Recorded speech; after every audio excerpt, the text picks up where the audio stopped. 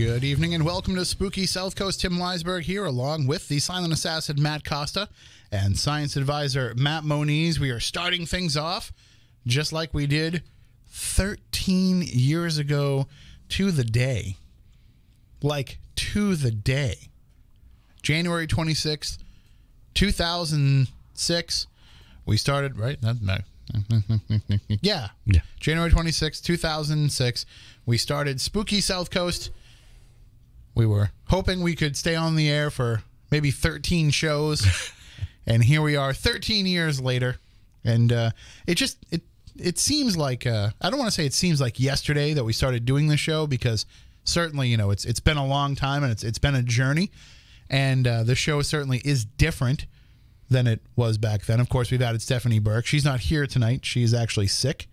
And I'm starting to get sick. And I said, don't come in, because she's just a coughing mess right now. And I said, it's going to be hard enough. Like, I need somebody that can bail me out if I start coughing. So if you're going to start coughing and I have to bring us both down, then, you know, Moniz will start coughing just because he wants to fit in. And then we'll all be screwed. So she'll be joining us probably, I think, next week. I don't know if she's traveling somewhere next week, but she's been on the go. Yeah, she just got back from Hawaii. So when you're out there and it's nice and I mean, she was already sick before she went there. So then you got to get on, I think, probably multiple planes and fly all the way to Hawaii. Canned germ factories. Exactly. And then you're going to stay out there, which is, you know, you probably feel a little better when you're out there and it's nicer and, you know, and but then you're also going in and out, I'm sure, of air-conditioned places and then back outside to the heat and, you know, all of that. And then you're going to come back on a plane all the way back here. And then when you get here, it's cold. So, and then it was wet and rainy. So it's just it's not a good recipe for getting well. So I said, take this week off, even though it is our 13th anniversary. But, you know, we celebrated every year getting up to 10 because we felt like that 10 was like the milestone. Now we're kind of like, yeah, it's our anniversary. Let's, you know, but it is. And but 13 is kind of a cool number. I mean, lucky 13. Yeah, for us. So who knows what this year will bring, but we're glad to be here talking with you about the paranormal, as we have been pretty much each and every Saturday night for those 13 years. We did take last week off, and in typical fashion, we take off a week because it's supposed to be a storm, and what happens? It's not really much of a storm. My concern... Well, it wasn't around here. Well, my concern was that the roads were supposed to get super icy. Yeah. And that is what happened. Yeah. You know, there was all kinds of stories the next morning of people sliding off the road and getting into accidents and everything.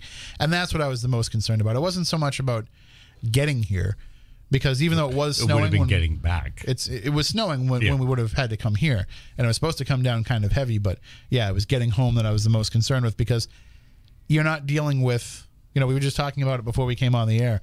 Sometimes, you know, the roads are nice and clear at that time, but sometimes you've got the idiots that are out there that are like, well, I don't care if it's slippery. I have four-wheel drive. I can drive 75 miles an hour. On ice, yeah. And it's a great equalizer. Four-wheel drive doesn't mean four-wheel stop. Right. So the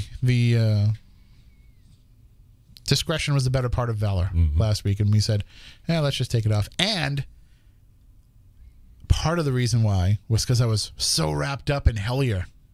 I was watching that too. I think, you know, I think I watched like the first 3 episodes, and then I watched, then I took some time off to listen to one of my friend's podcasts. No, I watched the first 4, and I took an hour or so, 2 hours off to listen to a friend of mine's podcast, which is nice to be able to sit and chat with everybody while that's going on. Usually on Saturdays I'm too busy. And then I watched the rest of it, and I said, well, this is an odd feeling, because I felt like the story was kind of wrapped up, but at the same time I was like, I need more. And that's very rare, to be able to tell a complete story, but then still leave the audience wanting more afterwards. But I'm happy to say I saw something online today. Maybe it was last night, but Greg Newkirk had a tweet out saying people were asking for Hellier merchandise. Really? And so they opened up a merchandise store, and they're using the proceeds from that merchandise to help fund season 2. So there will be more Hellier. Excellent. But what did you? I mean, we're going to try to keep it spoiler free. Okay. But we can talk about it in some roundabout ways. What did you think of it? Because I know that you're somebody that probably doesn't. You probably don't buy into a lot of the Netflix hype of some of these shows that come out, or when all these shows become buzzworthy. Right. The old viral aspect of things, everybody's jumping on this bandwagon. I'm more interested in the stories and why they're, happening and the meat behind it. You can keep all the hypes and, this and that. I found it fascinating because, I grew up with the early, Kelly, Kentucky story as one of my favorites because it involved multiple witnesses. Mm-hmm. And a bunch of interaction, as well as it was highly investigated by police, military, and the media. So it was a very well documented case. And I liked how the Newkirks took that thread and applied it to this particular thing. In case people don't know, this story's about goblins. Right. Yeah, I don't know what I can. Well, you missed the episode a couple of weeks ago that we did where we had Greg and Dana on. Oh, okay. And we talked about what they can expect from it. Okay. So we gave people some information about it. Okay. All right. Thing I found really interesting was the connection with the Great Mammoth Caves. That whole cave system permeates throughout that area, and it's very easy to go from one point to another if you're familiar with the cave system. So yeah, that was fascinating. And that's something, that right away, you kind of get a bit of the setup. Obviously you can't tell a story because all right, those of us who know and are friends with and have worked with Greg and Dana over the years, like we've heard this story. Anybody that's been following the Week in Weird, their Week in Weird, but anybody who's been following the weekinweird.com and Planet Weird and all of the stuff that they've put out over the years, you've read this story, this story about these emails that they were getting. But, you have to have some of that setup for the audience that's tuning into this that has never heard any of that, never read the articles, that hasn't been sitting around waiting for years to see where this is going to go. And so you get that initial setup, and they do a good job of not burdening you down with too much of the story and giving you just enough of a tease and introducing you to who everybody is. But it was that moment when they said, it seems to us like these all are connected with the Mammoth Cave system, that the remote fell out of my hand and I just looked at the TV and I said, yes. Because that's what I wanted. Like I said, we know Greg and Dana. I don't know Carl and Connor all that well, but I followed their work. Yeah. We're friends on social media and all that stuff. I know who they are and what they do. I haven't had the chance to work with them directly yet, but I know that there's a danger when you're making something like this that is for the masses, and don't get me wrong, like they want this to be something that everybody sees. That's why it's out there for free and out there in so many different spots for you to see it. They want people to see the story. But when you're doing that, you run in danger of needing to limit the scope of where you're willing to go with the story. And that's why I love the fact that they did it themselves. Yes. Because they weren't under the thumb of a production company that would have said, well, we can't really get into those bigger pictures. Because I've worked on television shows where I have tried to do that. I have tried to push for the bigger pictures. And I've been told, nah, you got to kind of rein things in a little bit. I mean, I guess I can say it now because it's the show is no longer in production, and all of the stars that are in the show agreed with me on this. But on Ghost Stalkers, we did an episode at the Springfield State Hospital in Maryland, and the idea was that we wanted, and that's for those of you who watch Ghost Stalkers, that's the episode where they caught the full-bodied apparition. Yeah, I remember that. With that episode, the idea was to really look at all of the paranormal aspects of what had been going on in that area. That area had so much more going on than just ghosts. They had, of course, the haunted places, but they also had tons of UFO sightings. They also had their own nearby monster. There was like a cryptid creature, a Bigfoot-type creature that had been seen in multiple flaps over the course of decades in that area. And so I'm trying to tie all of this stuff in together because it has to go in together. It's not that I'm forcing it to do that. We know living in the Bridgewater Triangle, it all overlays. yeah, there's you don't need to force those connections. That's why all this stuff is happening, because there's something bigger there. And so that was, and I said, well, this is gonna be groundbreaking. And of course, I'm working for Nick Groff with this show, and Nick Groff is all about that. You know, that's what he's been dying to tell that story. And of course, John Tenney is one of the people that's on this show. Nobody can tie together weirdness like John Tenney. He sees all the threads that other people don't see. So this is the perfect way to take at least paranormal television to the next level here, because all right, fine, places are haunted. We've established that. We've had enough seasons of Ghost Hunters and Ghost Asylum, and Ghost Adventures to say, okay, when we go to these places and they have these experiences, there's enough there to consider the fact that ghosts are probably real. But from that point on, where do you go with that information? It's like knowing that, oh, those white dots in the sky are stars and other planets. Good enough for us. We don't need to really study them anymore. We figured it out. Right. You know, like that would just be insane. So we were trying to push for that next level of where to take the story, the bigger picture, the forest for the trees. And the production company was run by Nick. So that got us some leeway. There was a bigger production company that was involved in it as well. And they were kind of like, yeah, we can go down that path. Then it comes to the network. It goes before the network executives. The network executives say, "No, we can't do that. That's just too much. Like, let's just keep it to ghosts." The name of the show is Ghost Stalkers. That's what it's about. Yeah, we found the perfect case to do that, to ramp it up.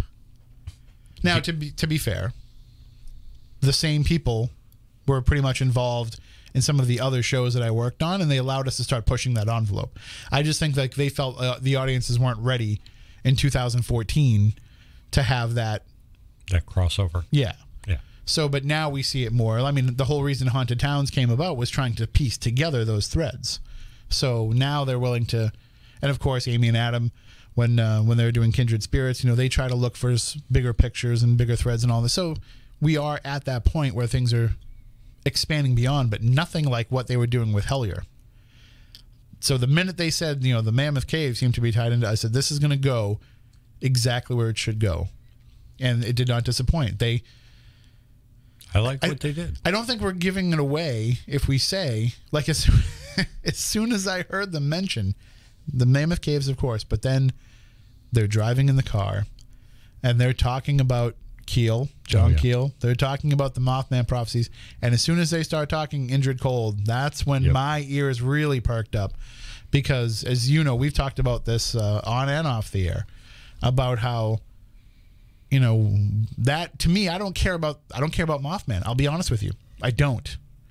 Like, fine. People saw a giant moth-like humanoid creature. And I care about Indrid Cold. Well, the thing is, it's also being seen now around the Great Lakes. First it was Chicago, now it's I think Indianapolis. And we've had Lon Strickler on talking about that, and there's been some controversy around some of that, but yeah, well, there's always controversy. But you know, that's, to me, that's the story. It's not the Mothman sighting himself, and we've talked about this on the show, that it's the ancillary stuff that happened around the Mothman sighting, because it's that Mothman is somewhat unique to Point Pleasant. I mean, we have Thunderbirds here, and other giant winged things have been seen, but, you know, Mothman is kind of the Point Pleasant thing.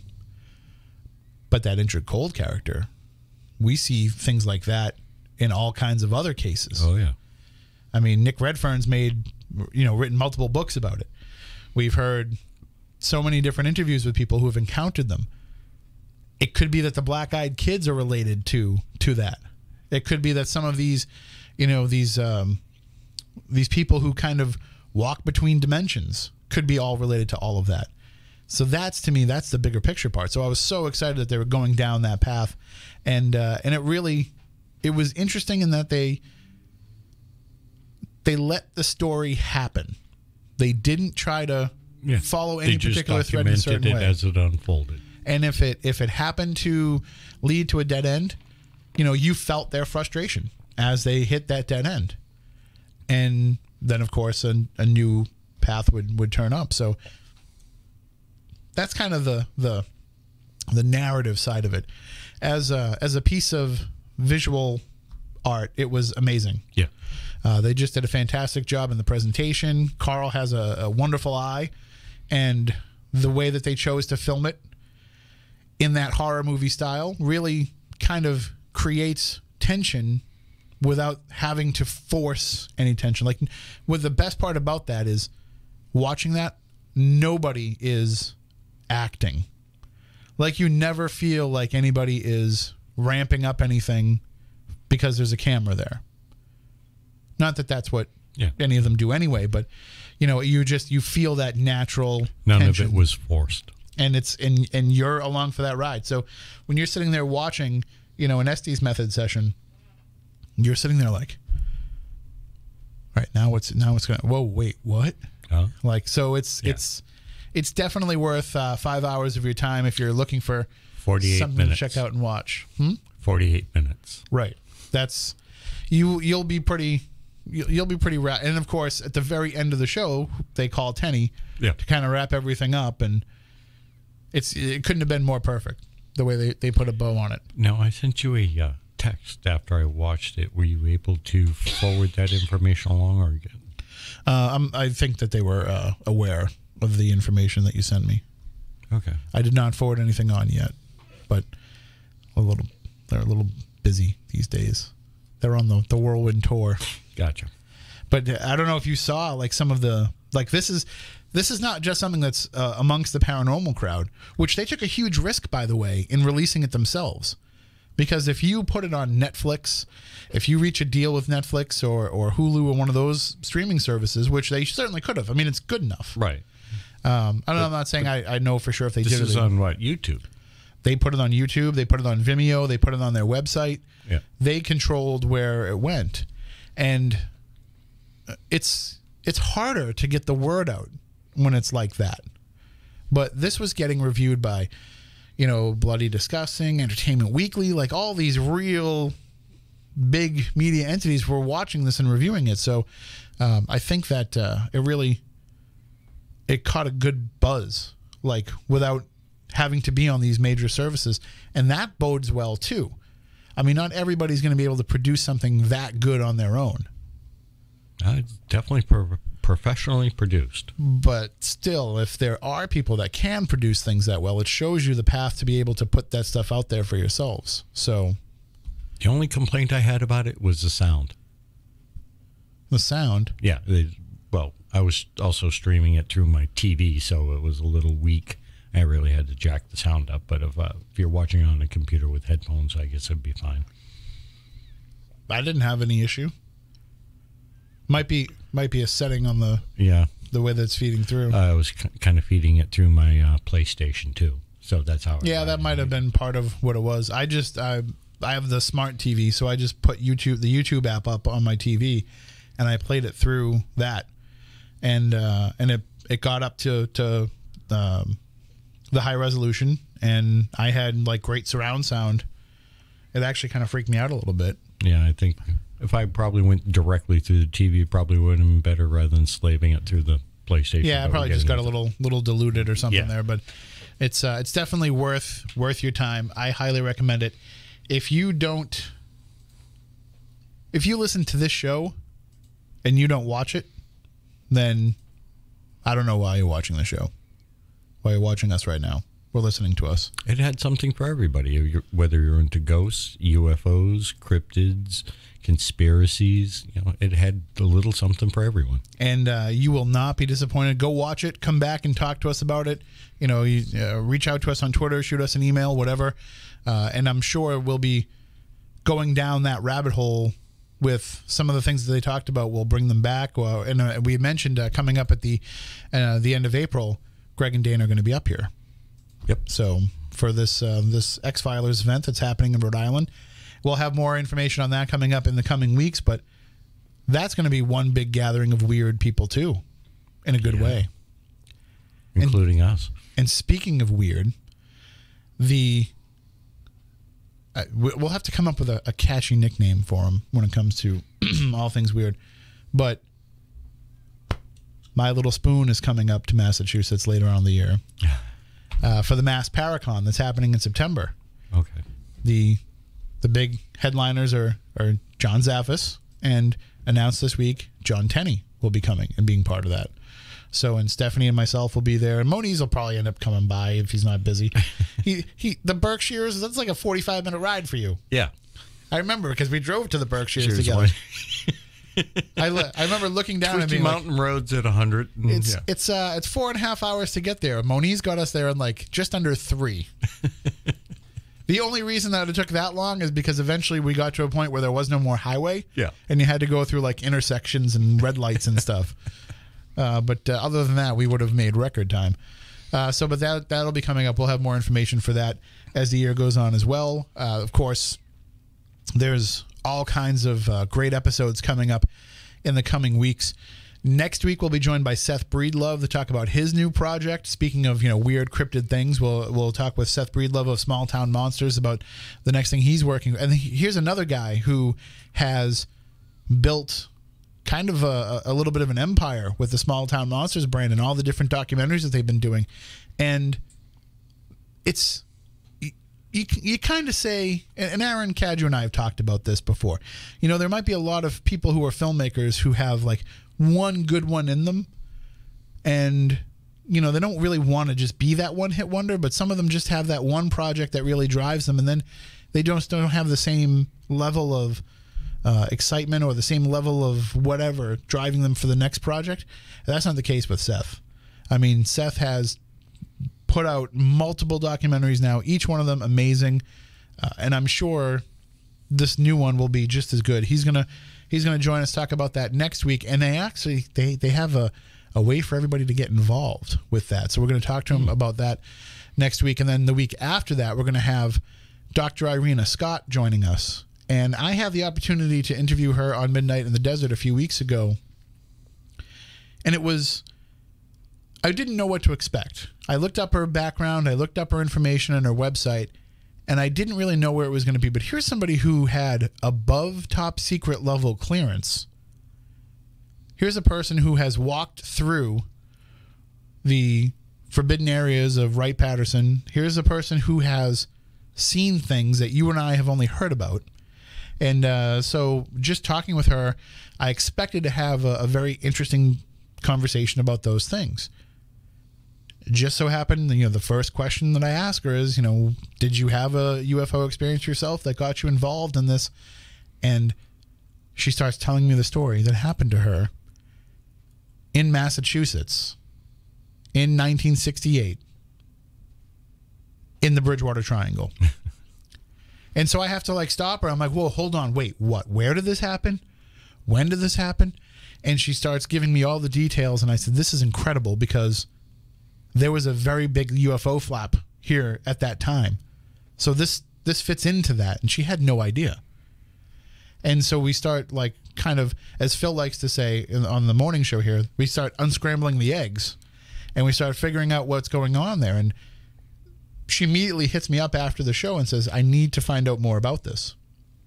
Okay. So I said, well, then you need to come on our show. And now, as I'm talking to her now, and as I'm seeing all of her credentials, I say, in my head, I said, well, this is somebody that I've got to get on the show so that her and Matt Moniz can go back and forth. But then to find out that she has this experience here, and that it ties into so many other things that are going on here. And wait until you folks hear her story. I mean, some of you are probably time travelers with Midnight in the Desert, and you probably caught that episode. And if you're not, you can go and sign up and be one. But when you hear her story, it's not just, she didn't just see lights in the sky. Right. We'll leave it at that. Okay. And we talked a lot about Betty and Barney Hill, and so we'll certainly cover all that and more when she joins us coming up in 2 weeks. And then Moniz, you've got some friends of yours that are joining us in March. Yeah, end of February, beginning of March, around there. One of the first ones that's going to be coming on is Michael Lee Hill. He's an Anunnaki expert, and he's also an Anunnaki contactee. They've imparted information to him, so he's said, and he's turned that information into measurable, testable results of things. Wow. And give you a little spoiler, 432 hertz creates a particular type of pattern. Energy and sounds and make patterns. There's a thing called, I have a hard time pronouncing it, cymatics. It's we're using sound to generate an image. Okay. I'm sure you've seen that sand on top of a like a flat plane and a speaker underneath it. Different frequencies will generate different types of patterns. Well, he's discovered a certain frequency and pattern that produces effects on physical things. Okay, now we know in science that resonant frequencies and frequencies of various things will have various effects, and the effects that he's discovered with his information that was given to him has produced some interesting results that have been tested by other scientists. And talking with them, I'm going to join on board and see if I can replicate some of the work. That sounds like a really good episode. Okay, and the other person I got a hold of that wants to come on is Calvin Parker from the Parker and Hickson incident in Pascagoula in the early 1970s. He wrote a book, and he wants to come on and tell his story of what happened to him back in the 70s and subsequent events that have happened after that. So, we're gonna push the weird here in year 13, that's for sure, and that's I think we've got to do that. We've got to keep going down that path. I've got some projects that I'm going to be working on outside of the show as well. Something that Jeff and I are working on together that's really got me fired up, and we'll have more. Can't give any details out on the air. I can tell you off the air, Monies, but a little something that we've got going on that Well, Jeff's been very busy himself. He has, and I've been talking with him about some of the stuff that he's got coming down the line, and it's very interesting stuff. But people are like, oh, he's been all over the place, but I haven't really, had a chance to see some of the stuff that he's been doing because he's just been everywhere. When you see the new project that he's working on, it's different. It's not. He's got something that I can't really talk about it, but it gives you a little bit more insight into Jeff as a person, and his what he's been up to the last couple of years, because I think people know, he climbed Mount Kilimanjaro. Yeah. So we'll just say it's related to that, and he's got some other things in the works. But this thing that something got dropped into my lap, and it has suddenly. It was probably maybe 2 months ago that this got dropped into my lap, and it didn't work out the way that I wanted to at first. Got a little bit discouraged. Talked with him, and he said, well, what if we try it from this approach? And just so happens, if it works the way that we're thinking it's going to work, it might be kind of Hellier-esque. I was going to say, going into the whole synchronicity thing like they did? Nope. But it's being able to kind of take something that everybody in this area is familiar with, or at least people that listen to the show will be familiar with, and kind of being able to deconstruct it. Okay. And seeing where that goes. But I don't want to say too much because I don't want to scare off the people that are involved in this more than anything, because they're putting a great level in trust in us to be able to take on this story. Okay. But it's got me very jazzed. I've been rereading a couple of books that I haven't picked up probably since we first started doing the show, maybe even before. Wow. So, yeah. I'll wait till the show's over, and then I'll give you a little bit of insight in, because we haven't had a chance to really talk about it. Maybe I mentioned it to you briefly in passing, but I mentioned something. I don't know if I've gotten too in depth with it. So it's going to be super, super exciting. And even if it doesn't pan out the way that I think it is, it's just going to be an honor and exciting to be able to get involved in it and to try to see where it goes. But we'll definitely give you more information on that as it comes up. Just keep me apprised, and if I can help, I'll help. It's I think everybody's going to be involved in some facet or another, because it affects all of us. Okay. Part of the reason that we're here, part of the reason why we talk about the things that go on in this area, part of the reason why people even care about the stuff that happens on the South Coast outside of the South Coast. So, yeah. That's what we call a teaser, for sure. So we do also have another project that's in the works. There's a television production company that is coming to do a series. And we can't, again, as we're kind of playing our cards close to the vest, we can't say a lot about the series because they have you sign non-disclosure agreements and all that. But it's a series that's coming. It's going to be focusing on different areas. And one of the episodes is going to focus on the Bridgewater Triangle. And so what they're looking for is they're looking for people who have had experiences in the Bridgewater Triangle, maybe even some people who have never shared their stories before. So the producer called me up, said, of course, we want to talk to you and hear your stories, but we also want to know some of the stories of your listeners.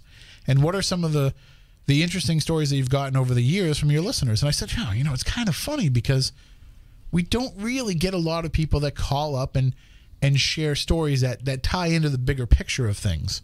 We'll get people that will call up and tell us a story about something that happened in their home, but they know that it's their, deceased loved one that's there. Or we've gotten called into cases where it turns out, it's just something that's related to the property, but they're not these big picture Bridgewater Triangle connected stories.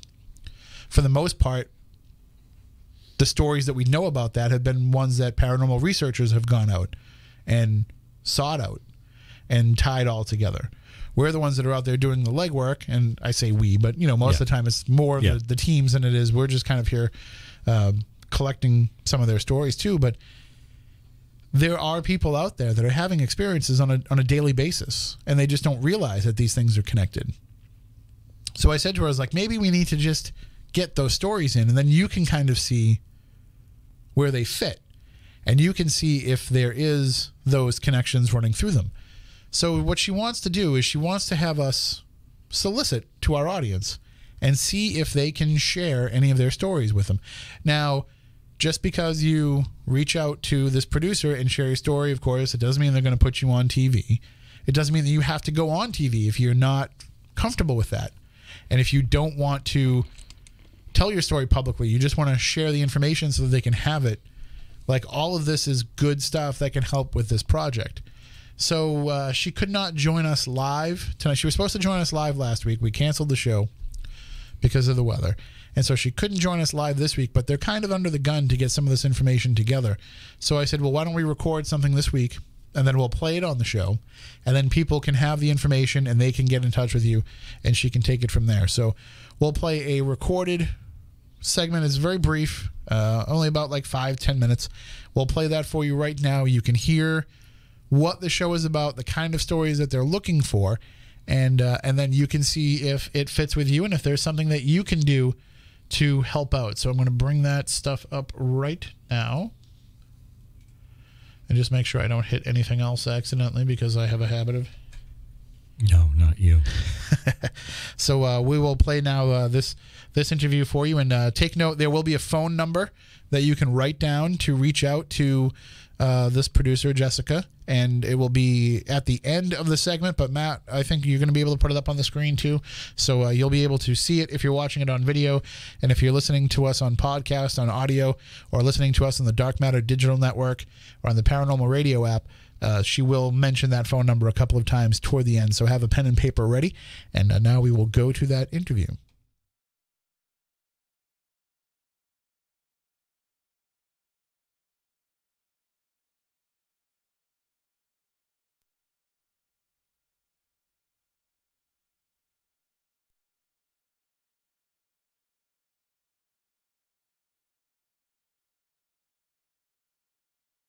Special new series that will focus on some of the weird stories of the southern New England, southeastern Massachusetts area. Jessica, how are you? Great. I'm really great. Thanks so much for having me, Tim. Oh, no problem at all. We're happy to help spread the word. Anything that we can do to put a spotlight on the weirdness that happens around this area, we're happy to do it. Absolutely. And right now I'm looking for contributors who would be willing to share some of their strange and spooky experiences. So, sorry. I was going to say, there's a lot of folks that have had experiences that maybe haven't told them for the first time, or maybe have been hesitant to tell them. So we just want to make sure that we let everybody know there's no judgment here. We'll listen to any story that people want to share. Absolutely. We're really, really keen to hear some of these stories. And as you say, sometimes it can be quite hard to track people down. Totally understand feeling a little bit camera shy, but if you can get over that, we'll treat you very well. We're really keen to hear the stories that people have to share. And so basically just a little bit of backstory for you and your audience. We are a New York-based production company, and we're producing this brand new documentary series for a major television network. Now, the programs are going to feature the most haunted towns and locales across the country. And as you previously stated, we want to highlight the personal stories of anyone who's had a chilling encounter with a paranormal entity or energy. Our first episode is going to center on the strange and spooky activity of the Freetown Fall River Forest, and of course the broader Bridgewater Triangle area. So, as I said, if you've had a ghostly or unexplained encounter anywhere in the forest or the Bridgewater Triangle region, we really, really want to hear from you. And I would encourage people to, even if you're not, if you're thinking that this didn't happen in the Bridgewater Triangle, still reach out anyway, because the Bridgewater Triangle doesn't really have any defined borders necessarily. We always talk on this show about how there's this ever-expanding definition of the triangle. So I'd say anybody that had an experience in southeastern Massachusetts or in Rhode Island should certainly reach out and share. And you mentioned it's not just ghostly stories. You're looking for people who have had all kinds of weird encounters. Exactly. And, based on my own research, it seems, as you say, that this so-called Bridgewater Triangle region has been at times kind of narrowly defined, but it's very obvious that the entire region is touched by history, and that there are certain sort of energies which sort of like tentacles seem to have spread themselves beyond what is traditionally defined as the Bridgewater Triangle region. So I absolutely would encourage anyone within the southern Massachusetts area to please reach out. And we're talking, it could be a Bigfoot experience or any other kind of cryptid. It could be a UFO sighting, anything along those lines. Are you looking for just people that have had experiences, or are you also looking to get some of their evidence as well, some of their photos or videos or things that they could share in that regard? We're absolutely looking for that. The more the merrier. However, I would add the one caveat that, you would have to be willing to give yourself up along with the photographic or recorded evidence. We're trying to steer away, if possible, from, anonymous contributors. But I assure you, I'm British and very friendly, so no reason to be intimidated. And absolutely, there's no story that's off limits. There's so many different sort of encounters that people have had within this area. As you mentioned, there's the terror birds, there's the Bigfoot experiences, there's the unidentified flying objects, there's the orbs, and then there are people who have heard whispers, voices. There are people who have, physically felt a presence, like they're being watched or something touches them, scratches them. There are people who have reported certain emotional feelings in either certain parts of the forest or various buildings. There's even, I read, said to be a lot of cultist activity in the area. We welcome any eyewitness accounts for that sort of thing. But basically what we're really looking to do is, look at the history of this place and how it has, colored, the history of Massachusetts from, I suppose the dawn of time to the present. But, we're looking at specifically at, the New England settler history and, and then a lot of the things that have happened since. Well, and how's the best way that people can reach out to you if they do have things that they want to share, stories that they want to tell you? If you could please call Jessica on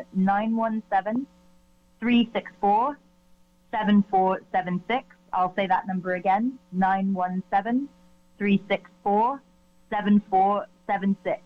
Please don't be shy. And is there a time frame? You said, going back to the beginning of time, but are you looking for more recent stories, or if somebody had an experience in the 60s or the 70s or the 80s, are you looking for those stories as well? Absolutely. We'd really like to place front and center, the more recent stuff.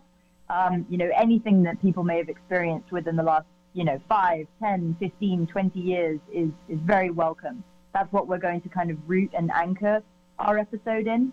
But then, of course, as I say, we want to feature some of the stuff that sort of perhaps has colored the history and the general energy of the place. Just to give an example, the Hockomock Swamp, which I know has been referred to as the beating heart of this specific area, was known as the place where spirits dwell to the Native American people, and of course to the settlers as the Devil's Swamp. A lot of people say that this place has always been a sort of vortex of unexplained energy, which perhaps predates any conflicts between the settlers and the native people. But then, of course, we want to feature some of the more recent 19th century history. Of course, the famous Lizzie Borden house in Fall River is a well-known case. There's the Carl Drew cult activity. So, we basically want to use people's stories to highlight why this is such a special area known for so much paranormal activity. And if any Puckwudgies are listening and they want to call in as well, they can do that as long as they speak English. Oh, absolutely! I forgot about them.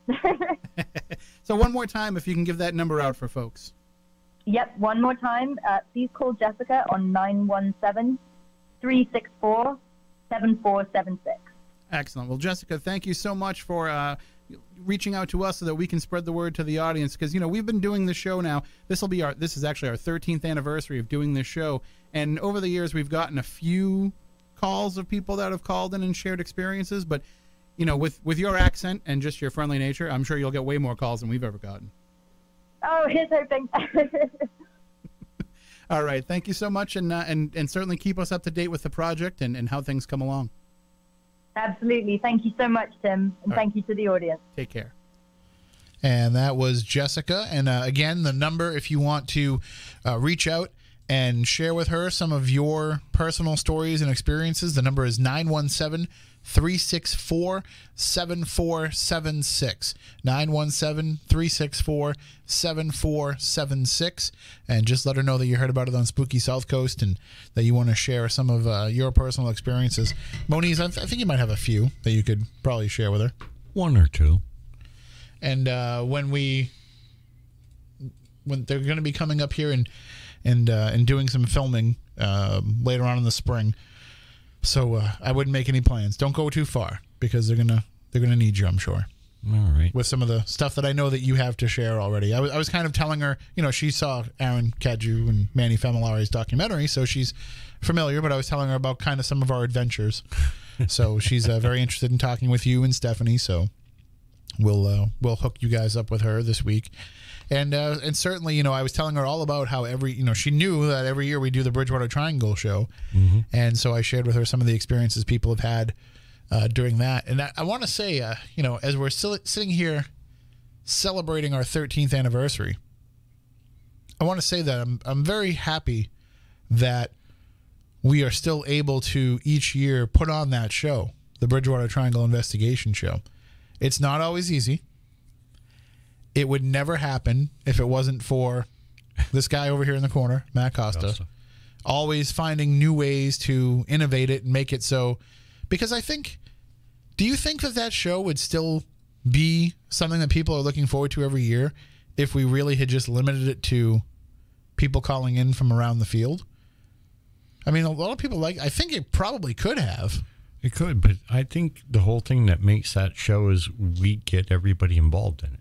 And I think the way that we've incorporated, like now with being able to have the live video and bring that involved, so it really makes it so that if you're watching us on YouTube as the show's going on, like you really feel like you're part of those investigations.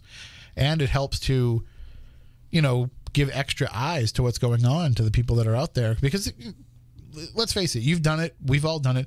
It's not that easy to investigate and be reporting at the same time. Yeah. So, you're not 100% focused like you would normally be doing if it was just a regular investigation. So I'm glad that we're able to keep that going and find some of these ways. And, looking at all the investigators who've gotten involved with us over the years with that, and I don't want to leave anybody out, but, just going all the way back to Luann, one of our first listeners, Luann Jolie, being one of the first people to be willing to go out into the field for us. And all these years later, she's still out there, still doing the good work. All of these people that we connected with in the very early beginning stages of the show and all the friends that we've met along the way. I mean, I think that's probably more important than the almost 600 episodes of this show that we've done now. It's not that. That's just, 1,200 hours of entertaining talk. Right. Well, what we hope is entertaining talk. But maybe we wound out up... of 1,200, maybe like at least a good 400 or 500 of them must be somewhat entertaining. But all of the good friends that we made from it, right, and not only like Andy and Mark and all of these other people. But not just us. Yeah. The friendships that they have made. Yes. So that it's I always say that if we've done anything with this show, and this is where we, wax nostalgic, and this is where we put ourselves up on a pedestal that we probably don't deserve. But if there's anything that the pedestal's only this high. I need that anyway, just so I can see over the board here. But just the fact that we've been able to introduce people to other people, and the fact that we've been able to create networks, and the fact that we've been able to make good things happen. And there's so many threads that I was just talking about this recently with Christy Parrish, who is in charge of all the stuff that goes on over at the Oliver House. When I was over there in December, we were talking about people were out there doing this stuff, but they didn't know the other people that were. And maybe they wouldn't be making these connections if it wasn't for that. And I'm standing there looking at what's going on at the Oliver House and what they've been able to do. And the group of great people that they have working there as volunteers. And I'm thinking to myself, like, Spooky South Coast, like, touched a lot of those people. Not to make this a Me Too thing, but I don't mean it like that. But I mean, Spooky South Coast, like, all of those people are connected to us in some way, and maybe got connected to each other because of this. And look at all the great things that they've been able to do. I'm not trying to take credit for things. 5 degrees of Spooky South Coast. That's probably a better way to put it. It's just that we're there. It's these things didn't happen because of us. But if we're the impetus to make things happen, I mean, there are some things that have happened just because of us. Usually, they're good. Most of the time, we hope that they're good. But if you look at, like, just being able to put places on the map that nobody else had heard of. Nobody would have ever looked for ghosts at the Fearing. Maybe they would have. But the Fearing Tavern would never have been open to paranormal investigation, more likely than not, if it wasn't for us. It literally had decades, if not hundreds of years of reports of it, though. That's the whole point. And who knows? Other paranormal groups from outside could have reached out to them at some point and said, hey, we'd like to come in and investigate this place. Maybe they would have said yes. Probably they would not have. It just so happened that because we were town residents, they were willing to give us a shot. But, that's just one example. And now look at the money that we've been able to raise for them. Look at the money that we've been able to raise for some of these other places. Yeah, we fixed their floor and several other items. Places like Lizzie Borden House, they're going to do fine on their own. Yeah. But some of these more obscure places, some of these places that didn't really realize that they could use the paranormal as a fundraiser for themselves. I mean, that's probably what I'm most proud of, is being able to help those places. When there's a place that's 300, 400 years old and you can say you played a part in helping to keep that perpetuating to the future, that's probably the best thing you can do. But the relationships that people have had are probably far and away number one, because we're all weird. We all like weird things, and it's hard to find other people that like weird things. So when we can kind of be that weird safe place. It's weird in the sense that you got a lot of quote unquote people on the other side connecting people here still on this side, if you think about it. yeah, I mean, maybe you're part of the spooky. I mean, everybody's part of the spooky crew. That's the way we feel it. You're all part of the spooky South Coast family. But, maybe you've come out and been part of things with us. Maybe you're not. Maybe you're watching this from somewhere around the world. Maybe you're listening to this from somewhere around the world. But at least we've created like a little group of people where everybody can big talk in about weird stuff. Kazakhstan, right? I don't know if we still are. We used to be. I think the one person that listened to us moved. Actually, I haven't checked the map of where people listen to it a lot. Matt, have you checked any of those stats, like where people listen from around the world? I don't know. See, that's the thing is, like in 2007, I could probably believe it. When we started like looking into that stuff, 2006, I could probably believe it. Now people put so many different things to mask where they're from and all that stuff. Like I'm pretty sure at some point we're getting called in for the Mueller investigation. Well, I mean, multiple times over the years, we were hit up by Roger Stone because he wanted to come on this show. And we just didn't have him because some of the stuff that he wanted to talk about wasn't relevant. We try not to get into things that are political here. But some of his conspiracy theory stuff was really out there. And I don't know if we'd get him now. I think He'd probably come on. I'm sure he would, but I think it might be a while before he would get to us on the guest list. But there's very few guests that we've ever said no to over the years. I didn't say no to Roger Stone. I just didn't follow up on it. One of the few that I've said no to was I'd said no to Alex Jones. And I'm trying to think of who else. Well, and then there's that guy that keeps popping up every year under a different identity. Trying to come on the show. And it takes me about 10 minutes to figure out exactly who he is and then say, yeah, no, we're not interested, if I even respond at all. But, we're willing to take on anybody. All weirdos are welcome here. And you're welcome to call in, 508-996-0500, 877-996-1420. We're going to take a break for the news because we're actually on the radio. We're going to be on the radio every week now, at least until the Red Sox start playing regular season games. And even then, they don't play a lot of Saturday night games early in the season. So we've got plenty of weeks and plenty more coming your way. New Bedford's News Talk Station 1420 WBSM New Bedford. Streaming worldwide on the WBSM app and on WBSM.com.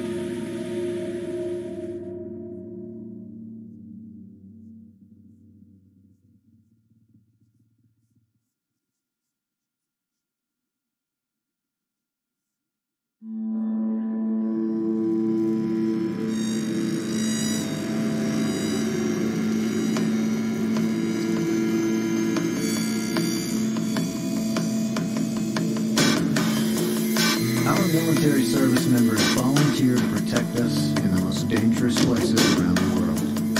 They step up. And when they are severely ill or injured, returning to their families is only the beginning of their long road. Beyond all the hospitals and doctors and surgeries they need just to survive, they also deserve whatever they need to truly live. All the in-home care and day-to-day help they need to live independently, on their own terms.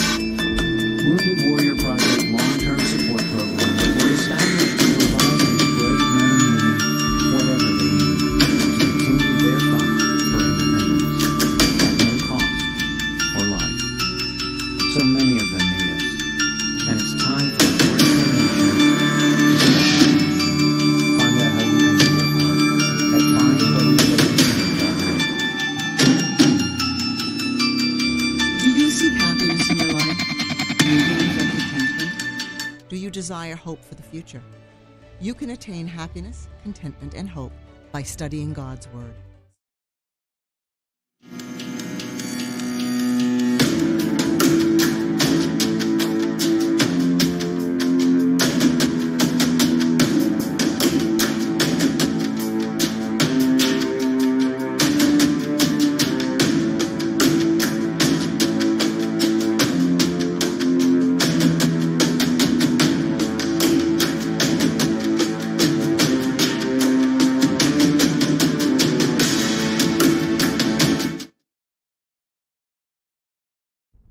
Are you intrigued by Paranormal Talk Radio? You'll love the new Paranormal Radio app from TalkStream Live. You'll find a great selection of talk shows covering UFOs, ghosts, strange phenomena, and much more.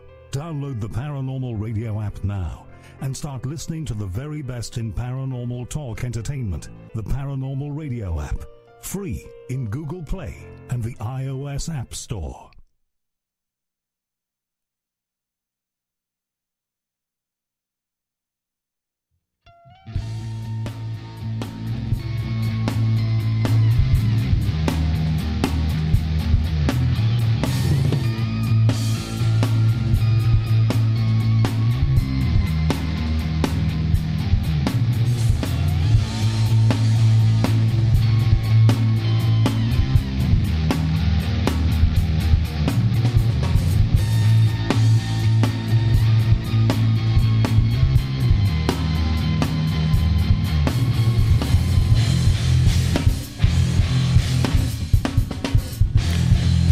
Welcome back. Hour number 2 of Spooky South Coast. Tim Weisberg here, along with the silent assassin Matt Costa and science advisor Matt Moniz, here on the 13th anniversary of Spooky South Coast. And how often is our anniversary also on the exact same day that we started? Which I don't even remember, Matt, why we picked this day. It would be every 4 years. Well, but we're not always here. Sometimes we skip it. Although I remember when it was our 10th anniversary, and I pulled up, and there were like no cars. It's very rare that when we pull up here that there's no cars, because there's a 99 restaurant right next to the station. Yep. And for those of you who aren't from New England, the 99 is like one of our popular chain restaurants around here, and this one's always bumping on a Saturday night. And I pulled in. I was the first one here. And so there were no other cars really around where the station is, except for this one car in the front spot, and it was a Dodge Hellcat. Ooh.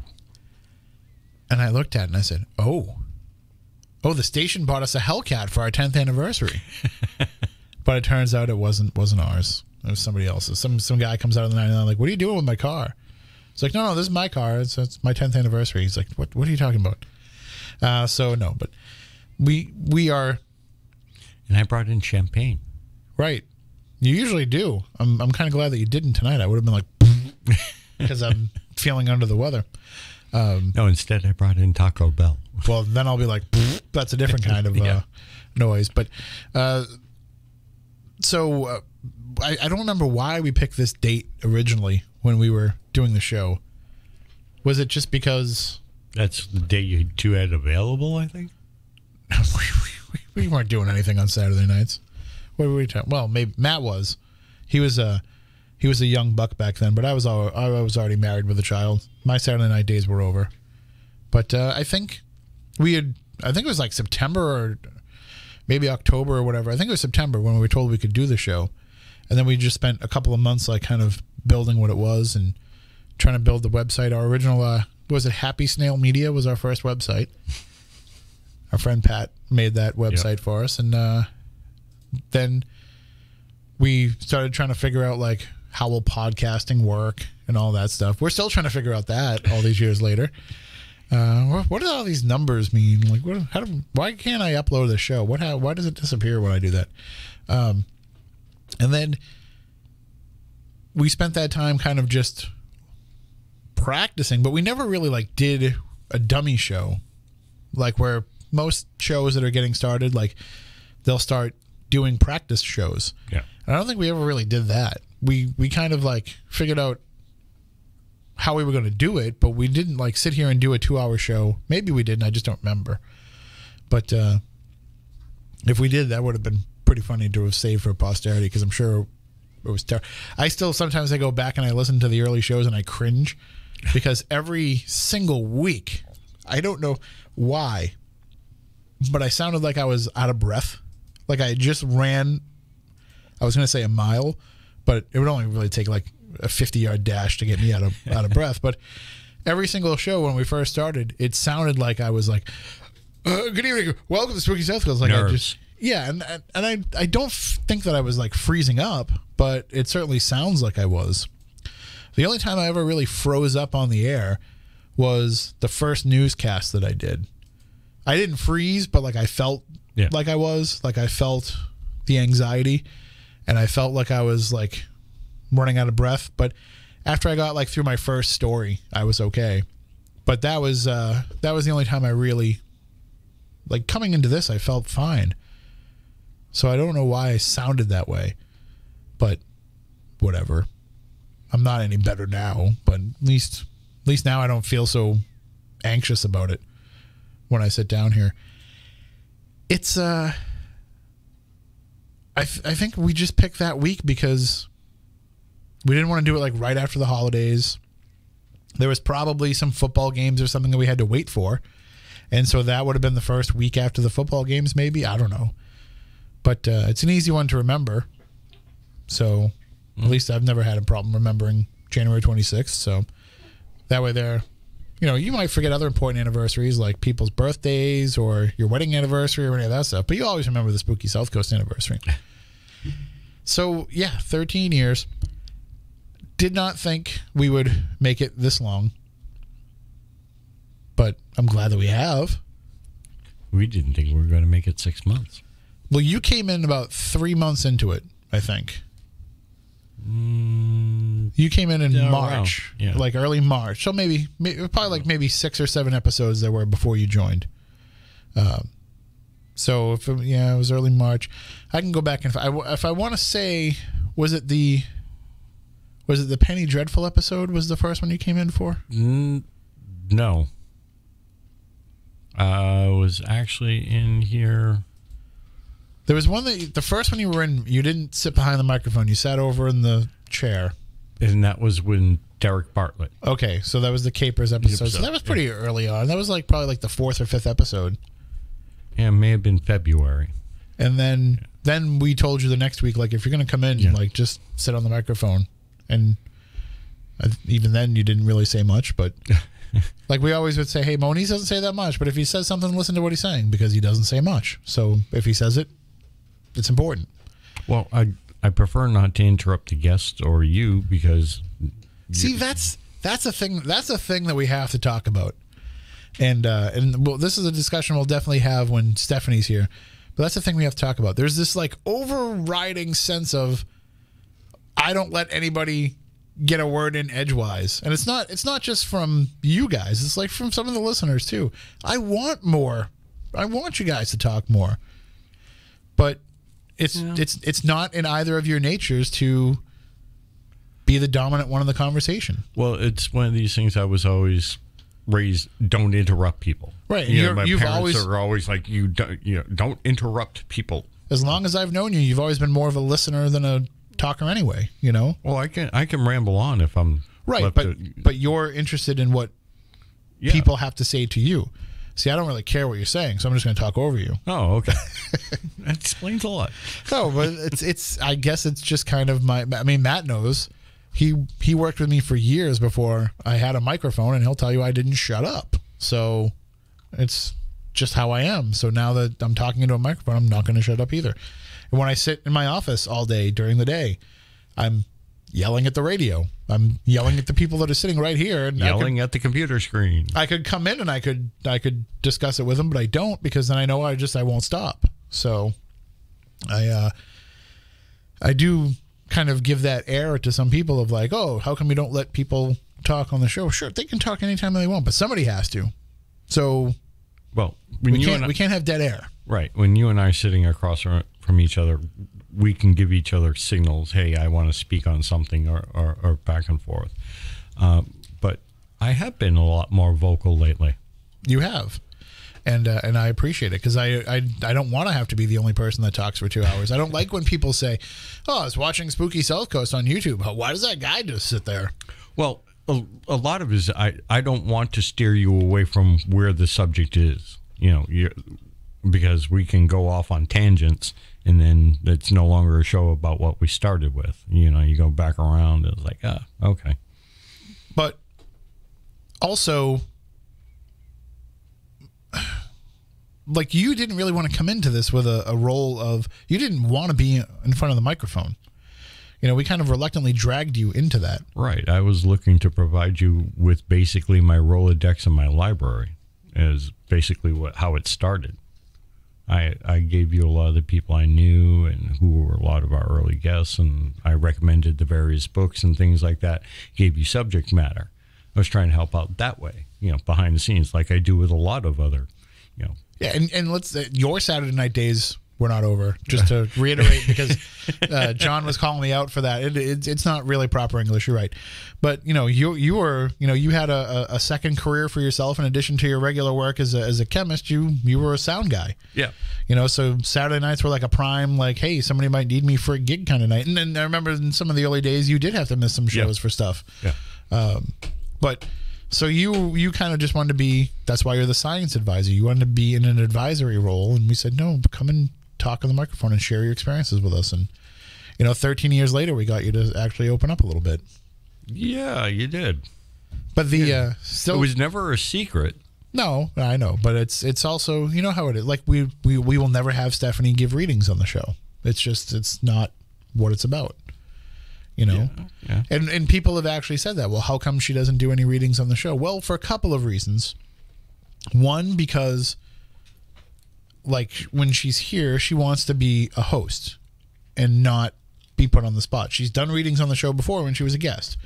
But when she's here, it's to build her, knowledge base on other topics and not just talk about what it is that she does. Right. And also to, work on her own, like, interview skills and things like that, and not be the person that is the focus of the you know what I mean? Right.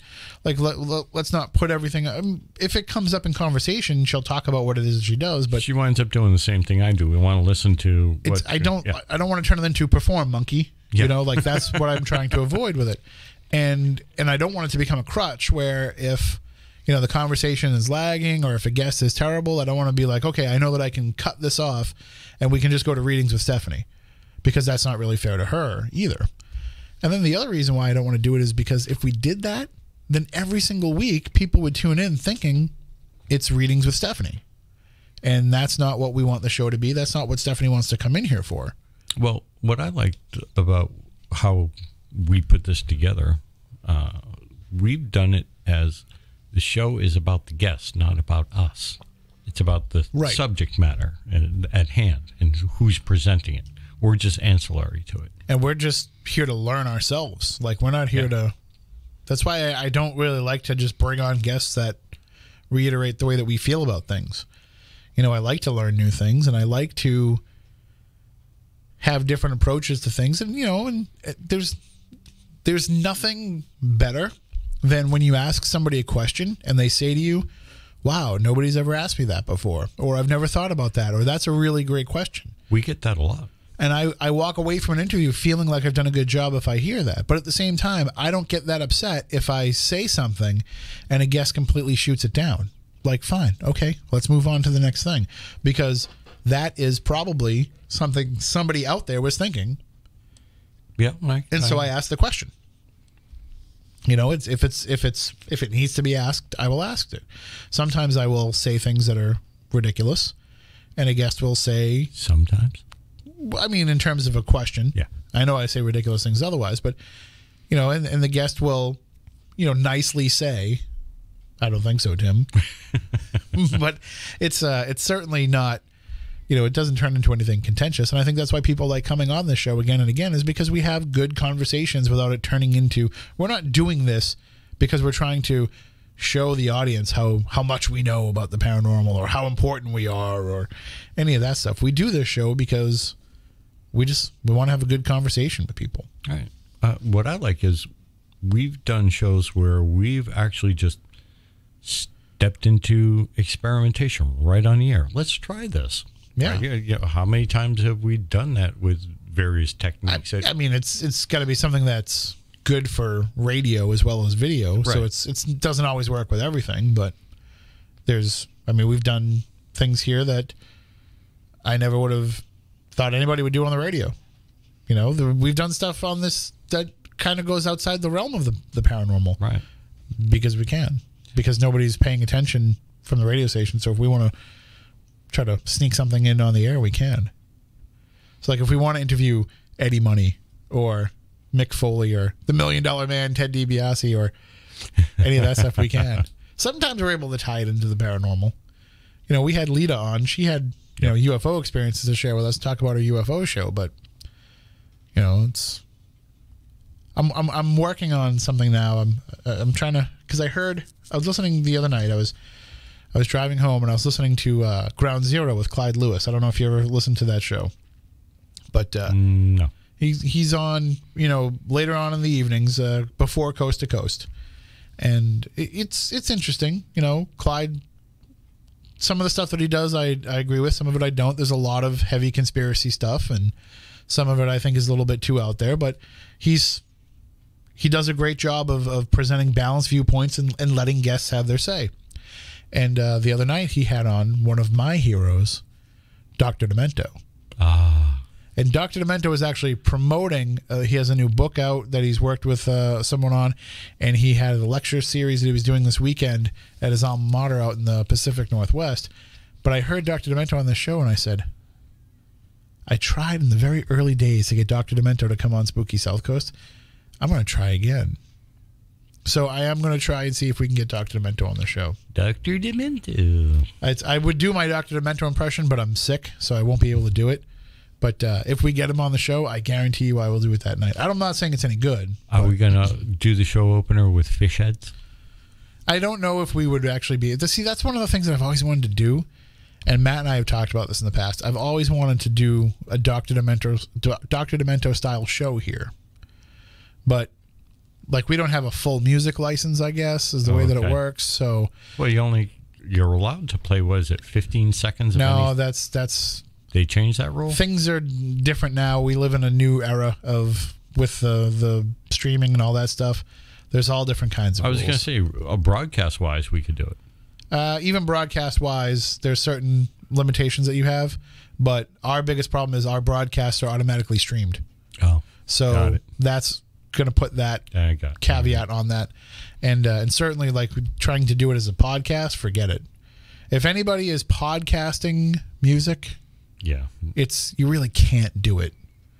I mean, I don't know how Dr. Demento does it, but he doesn't. That's the thing. It's not a downloadable thing. He's giving you a stream. So there's all these different avenues and aspects of it. So it's hard to do. But man, I've always wanted to grow up to be Dr. Demento. You have no idea how many mixtapes I used to have as a kid recording all of those old songs. And you'd tune in and you would listen to, like, usually in the first hour they'd have a couple like really good ones. Yep. to kind of Hook you. like, yeah, to hook people in. And then you would get kind of a little bit of, you know, maybe some of the older, like the Spike Jones stuff, and so, you know, some of the, you get a few from. He did a good job of kind of rotating back and forth. It was The very old well Commander programmed. Cody's and yeah. And then he would have a theme every week. Yeah. There would be a theme to the show, and then of course everybody listened for the Funny Five. Mm-hmm. And and Whimsical Will would always be involved, and they'd have weird news and all that stuff. But the Funny Five is what you tuned in for, because those were the songs that you would really want to record, because so many of them were usually topical that you could bring them back to your friends. So whatever like the latest Weird Al song was, like you were never going to hear Weird Al on the radio. No. Very once in a while, maybe somebody might play a song.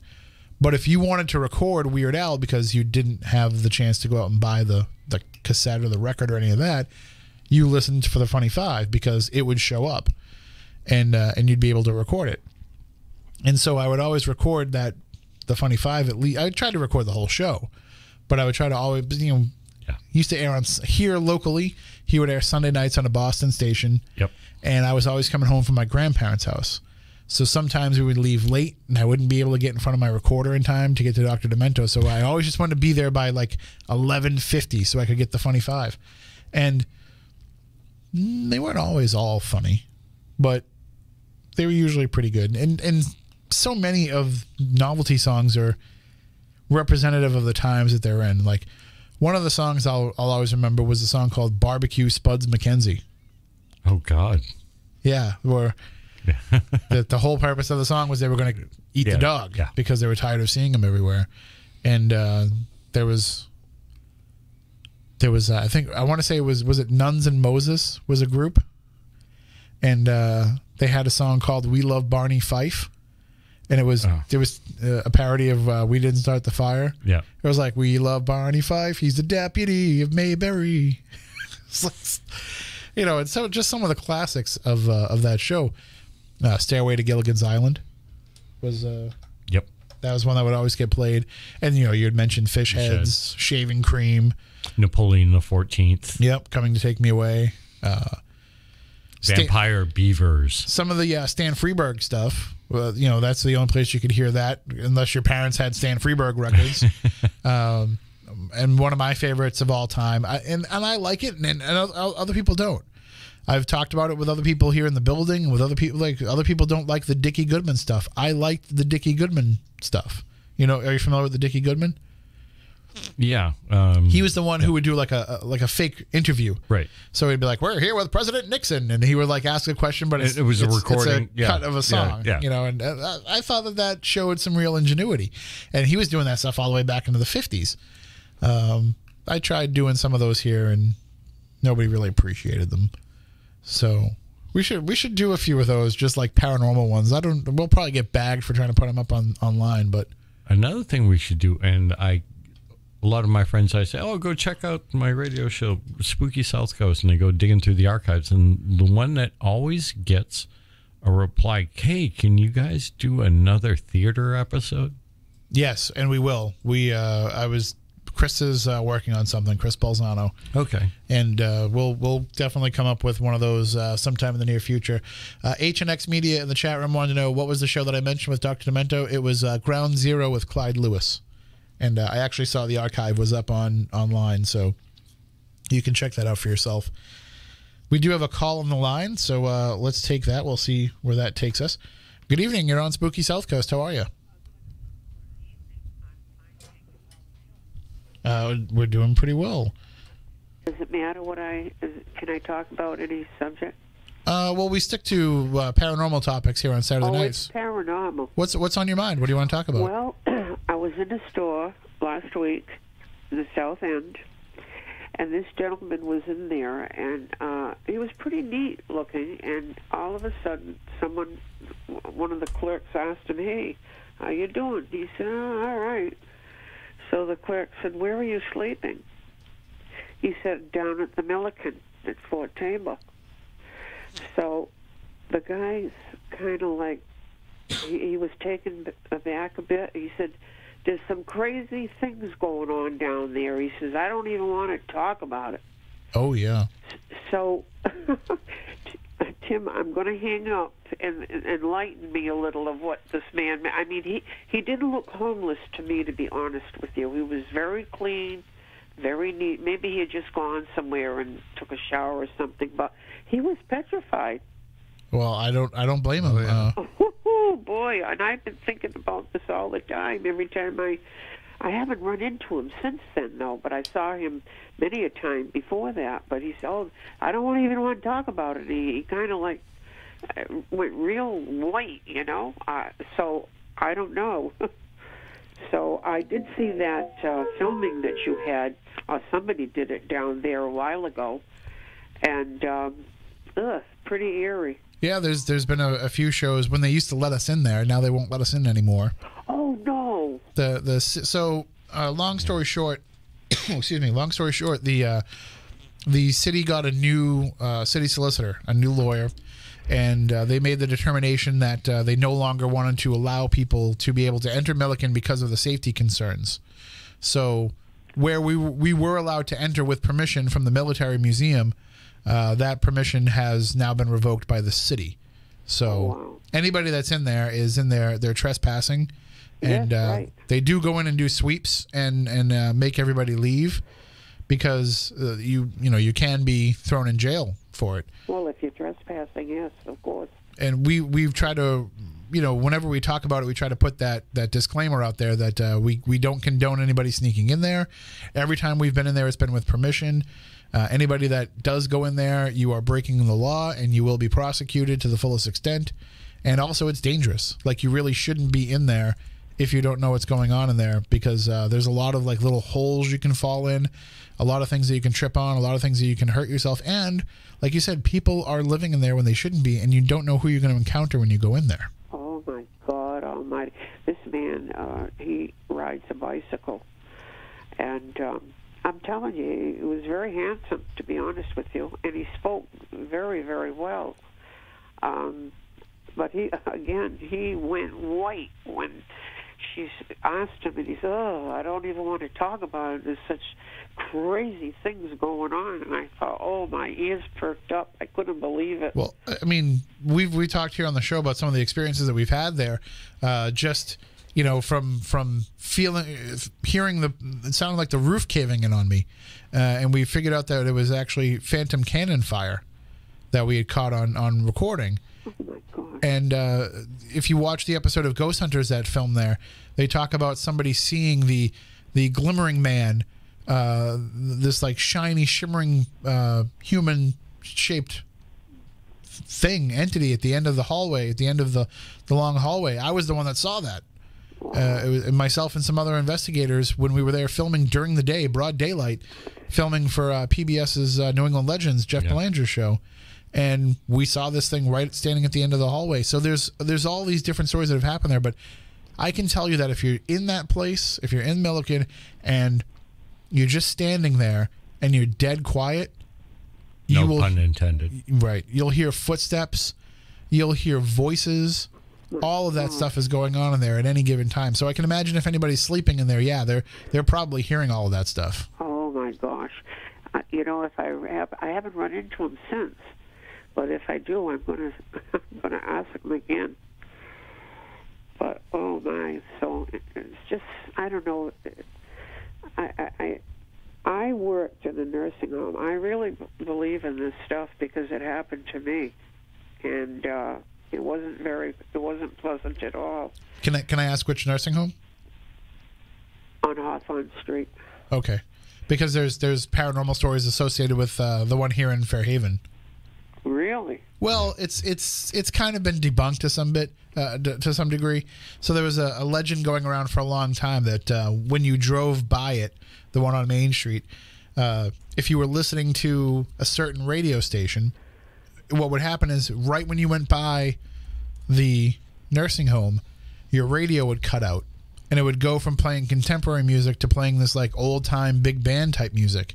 And the reason the urban legend that had developed around that was because there was a patient there who had kind of,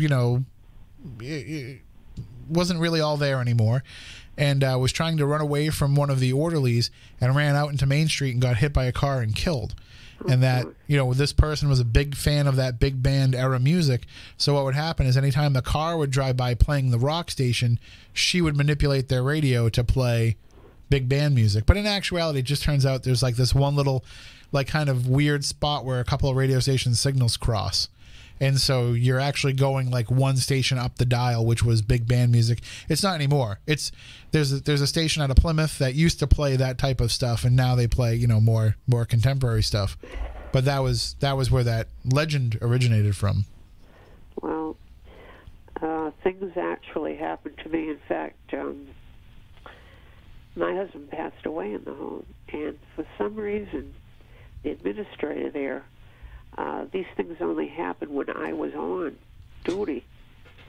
And until it happened to her, one night she came down to send me home because I was not working again. Something had happened. And when she came down to tell me to go home, and I said, for what? She said, well, things happen here when you're on duty. And I thought, oh, my God. So anyway, something happened right there in the room. And she was right there and saw what happened. She said, you've got to get out of here. You've got to leave. And you can't come back till you go see a priest. I said, see a priest? For what? I didn't, you know, Tim, I didn't know what. I mean, things had happened to me, but I didn't think that something like that was going to happen. I was going to get sent home for these things happening, which I didn't understand. I never believed in that stuff. But I went through a lot there. I really did. And then things started to happen when I wasn't on duty. So they had a paranormal, I don't know what you'd call it, the paranormal people went in there one evening. They went in at midnight. And I guess they got things that they had taken pictures or films. The administrator would never tell us. Huh, so we really don't. Yeah, they wouldn't tell you. They wouldn't tell you what they found. No. Wow. No, not the workers. No. Well, I can tell you that you know, we've had the chance a few times to investigate like different businesses and stuff, and you know, sometimes they do ask that you keep that stuff under wraps. So I'm not surprised. Maybe they didn't want to tell I can understand that. Because, maybe they're worried about people telling outside people and. Right. But would it have been a little bit more sensible to tell somebody that's been affected by this, it's got nothing to do with you? Right. And I also, to that effect. If I was an investigator, I'd want to talk to the people that work there and find out about their own experiences too. Mm-hmm. Yes, exactly. You know, if you tell me that a certain thing happens to you at a certain time, or that, you know, you seem to have these repeat experiences, I want you to be part of what's going on, because maybe it is just focused on you, and I need to be able to eliminate all those variables. Well, until one of the bosses who just thought I was nuts and my worker was nuts, and it happened to him. So then, of course, things changed. Okay? And I guess that's when they got somebody in there. A priest went there and, you know, performed, what do you call that? An exorcism. Not an exorcism, like a blessing? Yes, I couldn't think of it. But it wasn't until long after that it started up again. And actually, I was afraid to go to work, to be honest with you. And I was very uncomfortable because I had people looking at me, because, you know, word gets around. And nothing ever happened here in my home or whatever. It just seemed, I don't know, it was just weird, very, very weird, but it did happen to me. Well, but that's the thing, is like we feel like it's weird and scary because we don't talk about it when it happens, or because we don't have it happen often enough. So it's the unknown, and that's what we're afraid of more than anything. Like, I can tell you all the experiences that we've had, it's nothing to be afraid of. You know, that's the thing, is it's Moniz said it, you know, years ago when we started doing this. He's like, hey, you're either going to run toward it or you're going to run away from it. And I feel like, you know, I'm somebody that runs toward it because I want to see it happen again. Yeah, yeah. Well, I'm kind of over it now, but if anybody, you know, at first I wouldn't tell anybody because I was so afraid they'd think I was nuts. However, like I say, it happened to a lot of people in there. Not a lot, but some, And I was afraid to go alone in the home by myself, and so we always were in pairs. And it did happen a couple of times, like those things you open up a box with, a box cutter, was thrown, and now this is in a nursing home with all sick, elderly people. It hit the ceiling and cut one of the tiles. Oh. Fell on the floor. That's when things get a little bit. That's when you start to worry a little bit about people being safe. Yeah. Yeah, you want to hear people scream. Oh, it was awful. Then one night, a Dunkin' Donuts coffee, full of coffee, just flew across the first floor. Like in midair? Midair, yeah, and it flew past some of the nurses and the aides, and of course everybody, runs like wild horses because we're so frightened. But it did happen. It did happen. Wow. Yeah, it was just so strange. Well, it's hard to explain to people because they just look at you, roll their eyes, but it's true. It did happen to me. And it's hard to really pinpoint exactly where that could be coming from. It could be former patients that weren't happy with the way that they were treated, maybe, or yeah. Well, I'll tell you another story. The same, in the elevator. Supposedly, when the paranormal people were there, they took pictures, and one was in the elevator. They saw a man, and they made out the word that he said. And this particular resident that was there used this same word all the time to call, the nurses or whoever was taking care of him. He used that same word. Wow. Yep. Again, we never saw. It was never talked about, and those people that things had happened to, which was mostly downstairs in the basement where I worked, everybody was so afraid to just, go in the room alone, the cafeteria room, go even to the bathroom. You were afraid. Well, it sounds I was petrified.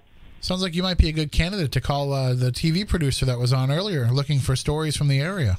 Oh, I didn't hear. I've been watching TV. I had to put my dog down yesterday. Oh, I'm sorry to hear that. I have never had to do that, and I'm just a little upset about it, and I can't really sleep too well. So I just decided I'd listen to you. Most of the time, I put it on to listen to you when I fall asleep. Well, that's so do the rest of us. That's what we call a left-handed compliment. Thank you. I know. I can't. So anyway, I said tonight, I wonder if Tim's on. I'm going to see if I can. I don't feel like I'm going to sleep. So sure enough, I can't sleep. So, and I'm not one of these to pop anything to take, to go. Eventually, I'll fall off. But I just thought you'd like to know that. I appreciate it. And if you ever have trouble falling asleep, just listen to me. I'll put you right out. I promise. Now, one more question, Tim. Do you ever sleep? I hear you during the daytime. My God, he was. Every once in a while, I close my eyes for a few hours. So do you not require a lot of sleep? I used to not. No, I used to sleep about 4 hours a night. Oh, my Lord. But then I started sleeping 8 hours, and I kind of liked it. So I was like, this is probably better. But lately, I've been having a lot of trouble sleeping myself, too. So, maybe I should just listen to myself talk and knock myself out. We've got just so many things going on in our lives that sometimes it's, sometimes you're overtired. I know I can't sleep. Yeah, that happened to me a couple times this week where I got home and I was like, oh, there's no way I'm going to bed now. Yeah. It's like within seconds, I'm just out. Right now, I think I'm going to get up and go watch some more of something. I hate those programs at night, but I'll put the news on or something. I don't know. Well, it was nice talking to you. Likewise. And if I ever run into that gentleman again, I'm going to question him. Absolutely, and report back to us and let us know what he says. All right, I certainly will. All right, you have a great night. And you as well. Take Good night care. now. hopefully she gets some sleep. If I can recommend a few episodes of their show if she has YouTube and wants to get knocked right out. We have another call on the line, 508-996-0500, 877-996-1420. Good evening. You're next on Spooky South Coast. Tim? Yes. Happy anniversary. Thank you very much. Hey, I love what you guys do. Well, thank you. I wanted to share a little story with you guys. So I've been researching like the Bridgewater Triangle probably, I would say, since 2007 or 8. Quite a while. I've also gone to Dogtown Forest as well. I've researched a bunch of these places. I've hiked in a bunch of these places, the Blue Hills, Freetown, Dogtown, whatever. But I just wanted to share a story about when I had went to Freetown State Forest. Okay. It's kind of funny. Like, it wasn't so much paranormal as much as I felt like an idiot. And I have been wanting to call you guys and share the story for months, and my wife has been so embarrassed. She is so embarrassed. She has not wanted me to share the story. But it really isn't that bad. But it is funny. Anyhow, we went to Freetown State Forest, me and a friend of mine.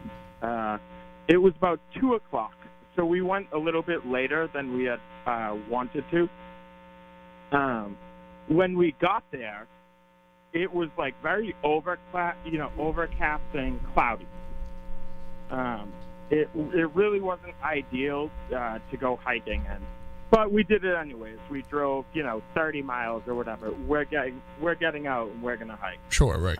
So we go into we go into Freetown State Forest. We had been looking for Anawan Rock. That was what we had set out on. We had thought that was going to be the destination, Tim. But we don't know any better. We typed it in the Waze, and the first place it gave us, we parked. We parked and we went in.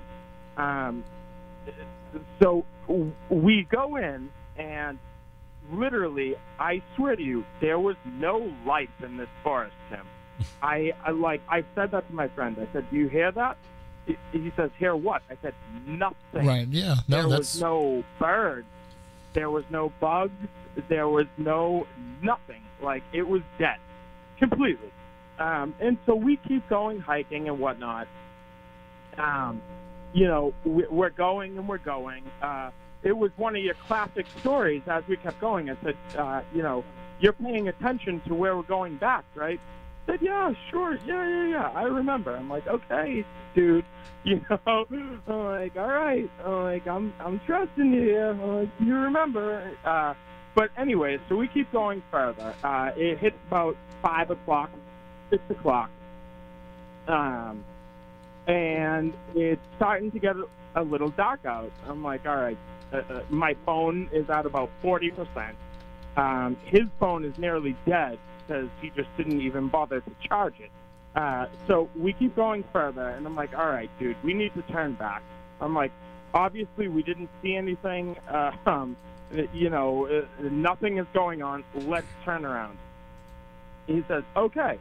So me and Craig, we turn around, and we start to go back. I get to a fork in the path, and Freetown State Forest is huge, by the way. It is huge, Tim. I didn't realize kind of how big it was. So anyhow, we get to this fork in the path, and I say to him, like, you sure we're going right here? You sure? He says, oh, yeah, I'm pretty sure. I'm like, okay. We take the right, and we go further into Freetown State Forest, way further, and he was definitely wrong. We didn't take that right. We hiked about 9 miles or so in. What ended up happening was we saw some kids jeeping. They have this these big, large rock structures and stuff that kids four-wheel on and this and that. We ended up stumbling across a group of kids. We must have terrified them. Seriously, Tim. Like, they saw us, like, I was sweating. It was like 5 o'clock. We were just wandering. They're like, what are you guys doing here? I'm like, you know, which way is out, you know? And these kids are like, you're about 8 to 9 miles away from the entrance. It was terrifying. So at that point, and I think, honestly, Tim, that they had wanted to give us a ride, but we were so sweaty and sketchy looking that they were like, nah, we're not gonna offer these kids a ride. So, like, I kind of wish they would have, to be honest with you. So we kept on trucking. My phone was literally on the verge of dying. I had an iPhone, thank God, with maps. So we're lost in Freetown, and so I go on my map, and it's starting to get dark out at this point, mind you, Tim. Like, this is when I really started to freak out. It was like a mental thing. Yeah, you don't want to be in there in the dark. My phone's dying, Tim, and it's at about 30 to 40%. I put it on maps. Literally, we don't know where the trails lead anymore. We got lost. We got really lost. So all I was going on was the maps, literally. And you know, if you're familiar with maps, it gives you an arrow in which direction you're pointing. So literally, we just start walking towards the edge where the road was. We must have walked for about an hour and a half. The sun was going down. I started sprinting. By the end of it, we were so scared that we were sprinting. I had cuts on my ankles, like running through the brush. There was no more trails anymore. Like, we were just going through the bioreserve of Freetown State Forest. You know, and this went on for a while, and we finally got to the edge of Freetown, to a road, and I was cut up at the ankles and on my shins. So was he. We were sweating. We didn't even know what direction we were really, where the parking spot was, so we just started walking on the road. We walked by the fire department. It was completely empty. I'm like, where are the firefighters? Where are the police officers?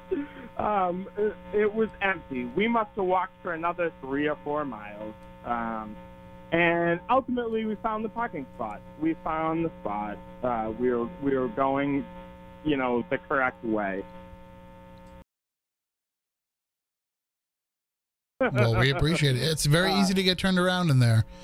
And dude, I do. That was the scary, you know, the enchantment of that forest is getting lost, and now you're freaking out, you know. It wasn't so much, there wasn't puckwudgies and, you know, in your face. There was a mental thing that me and this kid experienced that we freaked out. And then, you know, because all I could think about, Tim, was, what if my phone died? What if we didn't get out of there? You know what I mean? Yep. No, absolutely. Well, I thank you very much for sharing the experience with us. Yeah. And believe me, like, I've hiked in other paranormal. I went to Hockomock Swamp. I relentlessly tried to find it. I've gone to Dogtown, all the different paranormal spots. But Freetown really sent us for a loop. Anyways, thank you. All right, have a good night. And so yeah, no, I mean we've been through that ourselves before, where it's Matt and I were the first time we ever went. If you don't mind me sharing the story, I think we talked about it before, but the first time that we ever went to the Freetown State Forest, and I think he meant Profile Rock, because Anawan Rock's in Rehoboth. Well, he may have been looking to go hit. No, but Anawan Rock, because he said that they walked from the rock into the forest, so Profile Rock's right across from the forest. Yeah. So just a point of clarification, but the first time we went to Profile Rock, and then we went over to the Freetown State Forest, and I want to say it was probably late afternoon because I think we worked and then went after work, and so it was probably late afternoon, and we drove to the ledge, and we got to the ledge. We're at the base of the ledge, and we parked. Matt had his truck. We parked his truck, and we started walking right at the pond. Yeah, right at the water, and we start walking up the side, and Did you walk up the right side? So if you're standing there looking at it, it would have been the left side. Oh, Yeah, you left took side. you took the rough way up. Right. It was not easy. We didn't realize that till we got to the top. That's the thing. So we go through all this trouble to get up there.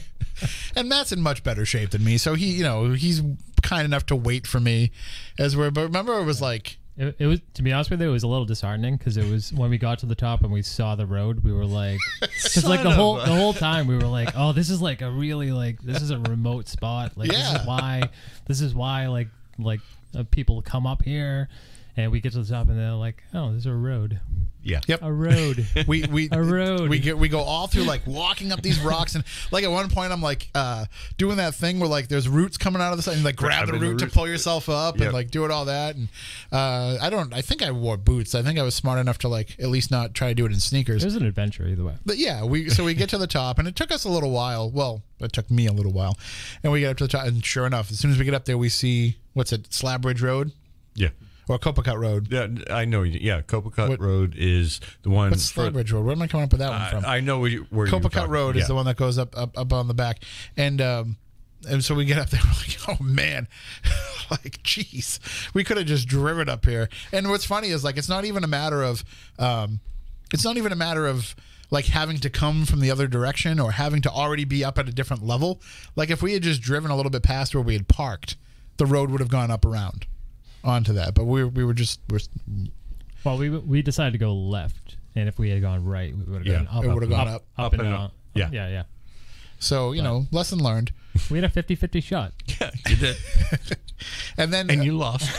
And then of course the next time we went up, we were all in the car together, and we pull up to go to the top of the ledge. I think we were filming something or what have you, and we get there. There's a drug deal going on. There's always a drug deal going on up there. We'll wait. That's okay. No, you guys finish what you're doing. We'll wait till after that. All right. Well, we are just about out of time for this week's show. And I want to thank everybody that tuned in and checked us out. I want to thank everybody that called in. Thank you to the callers for calling in and sharing your experiences. Again, if you missed the discussion earlier with Jessica about how you can call in to her and share your experiences for that television show, just check this show out on YouTube or on iTunes or wherever you get podcasts from. You will find Spooky South Coast. We are now also on Spotify, which is very exciting news. So all of you who are Spotify users, you can now find Spooky South Coast there as well. And of course, we repeat every week on the Dark Matter Digital Network. If you want to kind of just listen to the show in a streaming fashion, you can check us out Tuesdays on the Dark Matter Digital Network. So there'll be lots of great shows coming up in the future, but next week will be Seth Breedlove talking with us about his new project and how you can get involved in making that project happen. If you are familiar with his work with Small Town Monsters, you know that you're in for a treat with what he's got coming down the pipeline. And also, as we mentioned at the beginning of the show, if you have not watched it, check out Hellier. 100% recommended. I give it 5 stars, 2 thumbs up. It is the perfect paranormal journey for you to go on a weekend like this. No football tomorrow. I mean, the Pro Bowl's on, but who's going to watch that? No Patriots game to worry about until the Super Bowl comes. Can't believe the Patriots are in the Super Bowl again. That's ridiculous. But anyway, so if you're looking for something to do tomorrow, watch Hellier. Check it out on YouTube. Check it out on Vimeo. Check it out at hellier.tv.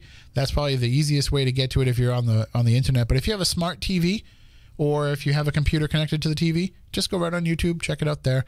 Highly recommended. Well, that does it for us for this week. If you want to reach out to us, spookykrew@spookysouthcoast.com or hit us up on Twitter @SpookySC. Follow us on Instagram. Like us on Facebook. So many ways to reach out to us during the course of the week. We love to hear from you. Reach out to us. Tell us who you are, where you listen from, how you found the show, and let us know what kind of topics you want us to cover here as we enter the 14th year of Spooky South Coast. Can't believe that. Our show is a teenager. So until next week, for Matt, for Stephanie, I'm Tim. Stay spooktacular. New Bedford's News Talk.